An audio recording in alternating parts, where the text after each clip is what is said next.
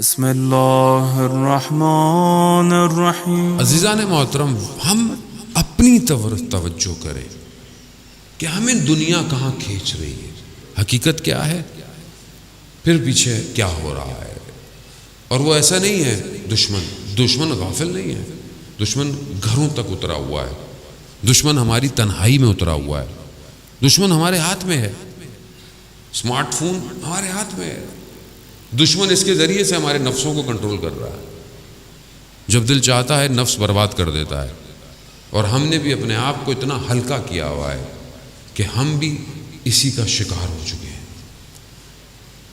اس کا ہدف ہی یہی ہے کہ یہ جوان تیار نہ ہو، لیکن اگر قرآن پڑھتا ہو، سورہ کہف سمجھتا ہو، تو خدا سے جب توکل کرے گا، خدا کی بارگاہ میں جائے گا، تو خدا اس کے کانوں کو اس دنیا کے شوروں سے بچا دے گا، اسے محفوظ کر دے گا اس دن کے لیے جس کا انتظار ہے۔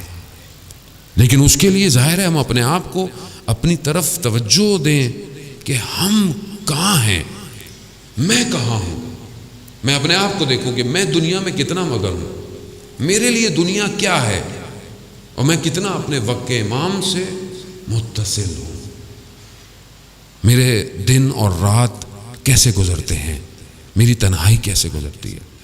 عزیزان محترم، میں ابھی بہرحال جہاں پڑھ کے آ رہا تھا وہاں میں نے بیان کیا حدیث، پوری تو شاید میں نہیں بیان کر پاؤں گا۔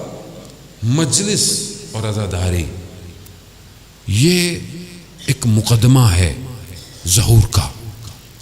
جب ہم آتے ہیں سننے تو امام رضا علیہ الصلوۃ والسلام، اللہم صلی علی محمد امام نے فرمایا، امام شبیب سے جب کہتے ہیں ابن شبیب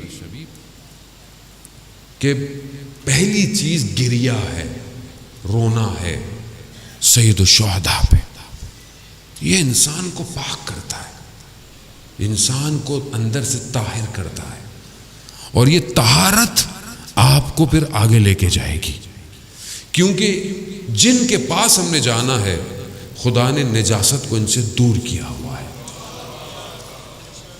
نجاست نہیں جا سکتی، تو پہلے طاہر ہونا ہے، پاک ہونا ہے۔ کیسے پاک ہوں؟ کہا کہ جو بکا کرتا ہے سید الشہداء پہ، خدا اس کے گناہ کبیر اور صغیرہ کو معاف کر دیتا ہے، معاف کر دیتا ہے۔ حدیث ہے، امام فرما رہے ہیں اور امام دعوت دے رہے ہیں، آؤ پاک ہو، پاک ہونا ہے، آؤ۔ آیت اللہ شمس الدین بیان کرتے ہیں، بہت بڑے عالم دین تھے، آیت اللہ تھے۔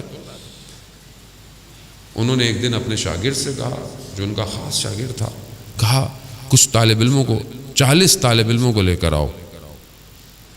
لے آئے، ایک ایک کر کے کمرے میں بھیجا۔ جب طالب علم باہر نکلتا تھا تو گریہ کرتا ہوا باہر نکلتا تھا۔ جب سب ایسے ہوتے انہوں نے پوچھا ماجرا کیا ہے، اندر کیا ہے؟ کہا کہ جب ہم اندر جاتے ہیں تو اتنے بڑے آیت اللہ ہیں، اتنے بڑے عالم دین ہیں، ایک رومال ہاتھ میں ہے، اور کہتے ہیں امام حسین کا نام لیتے ہیں اور کہتے ہیں کہ امام حسین پر گریہ کرو، اور جب ہم گریہ ہوتے ہیں تو اس رومال سے آنسوؤں کو صاف کرتے ہیں اور کہتے ہیں کہ یہی میں اپنی قبر میں لے کے جانا چاہتا ہوں۔ ایک گریہ، ایک آنسو، عزیزان محترم، خوب یہ انسان کو پاک کرتا ہے۔ یہ جب پاک ہوں گے تو آپ کیوں گناہ کریں گے باہر جا کے؟ جو آنکھ امام حسین پر روتی ہو وہ آنکھ گناہ کرے گی؟ وہ آنکھ کیسے گناہ کرے گی؟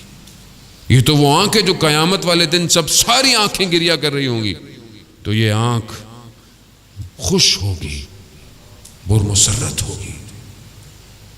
تو ہم پہلی شرط بکا، جو ہمیں محنت نہیں کرنی پڑتی ہے، یعنی ہم کوئی محنت نہیں کرتے پورا سال۔ ہوتا ہے نا کہ انسان 40 دن کو عبادت کرے تو پھر کسی کمال پہ پہنچتا ہے، نہیں، ہم تو یہاں آتے ہیں، امام کا نام آتا ہے، ہماری آنکھ میں آنسو آ جاتا ہے۔ کیوں؟ امام نے کربلا میں کمال کیا ہے۔